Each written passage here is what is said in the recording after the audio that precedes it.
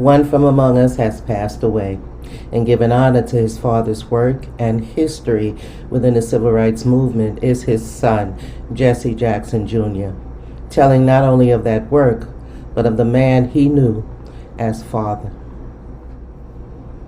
We see our country in recent years as it became more and more polarized.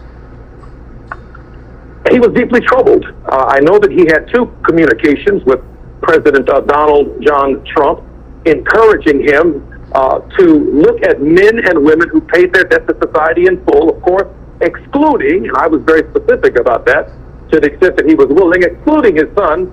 On this journey, he heard and saw men, 70 million men and women, who paid their debt to society, who need to be emancipated after they paid their debt to society. One of his last communications to the President of the United States was about tenor, it was about tone, it was about spirit, energy, and it was about the unique challenge before the President of the United States to bring all Americans together. And we see it on a daily basis, the failings of the administration to do just that. And so he was hopeful that his unique relationship with the President might bring a different tenor and tone. And unfortunately, he was never the recipient of a return phone call from the President of the United States. But it's never too late. It's never too late to do right. And my father sincerely believed that.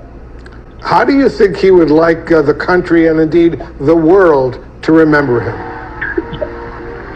As someone who cared about people, as someone who came from humble beginnings, as someone who was rejected in the formative years of his life because he was born out of wedlock, as someone who was called a bastard at his birth, but he said, just because I was born in the slum and born under difficult conditions doesn't mean that the slum was born in me.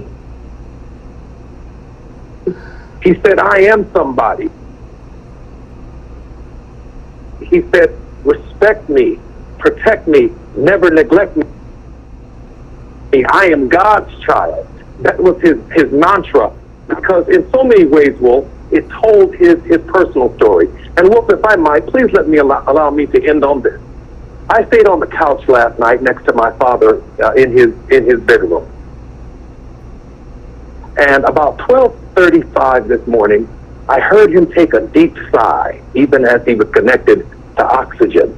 My father expired this morning officially at 1:52 when the nurse came and declared him deceased. But Dad let the ghost go at about 12:35 this morning, between 12:35 and 12:37 Central Standard Time. And it was a powerful moment for me to recognize that for 84 years, this man had breath. He had life. He had spirit energy. And even today, when the President of the United States referred to him as a force of energy in nature, make no mistake about it, Jesse Jackson was unique in American history, and I hope that his legacy lives on. A new generation of Americans who might draw from that energy, understand our Constitution, engage our system, and commit themselves and their lives to making a difference. What do you think his greatest contribution was, at least in your mind? Oh, I think it's my brothers and sisters. I think his greatest contribution was helping people and giving light to people who were found themselves in dark places. I guess I could probably look at the issues that met the cover and the headlines of the newspapers, from rescuing hostages, but that wasn't Dad. My father spent real time with people in hospitals. He spent real time every Christmas, as far as I can remember. We were not allowed to open our toys and our gifts. We spent it at Cook County Jail with men and women who had been locked in and shut in. And Dad would always share with us, but for the grace of God, go I. His legacy was that Jesse Jackson was authentic, and he called us to an authenticity, not to a politic, not even to a political party. He called us to our authentic selves, and I hope that people will see the genuineness in who Jesse Jackson.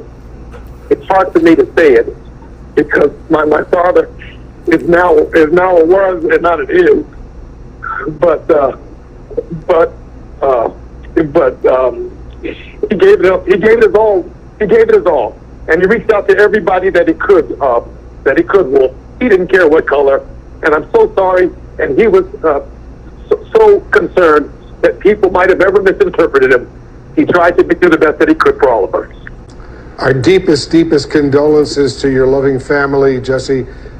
We send our love to you. I got to know your dad well over many years, interviewed him many times. He was a colleague and a friend here at CNN. He had a show on CNN. We spent some quality time together. He was a very good man, did important work. And as we say, may he rest in peace and may his memory be a blessing.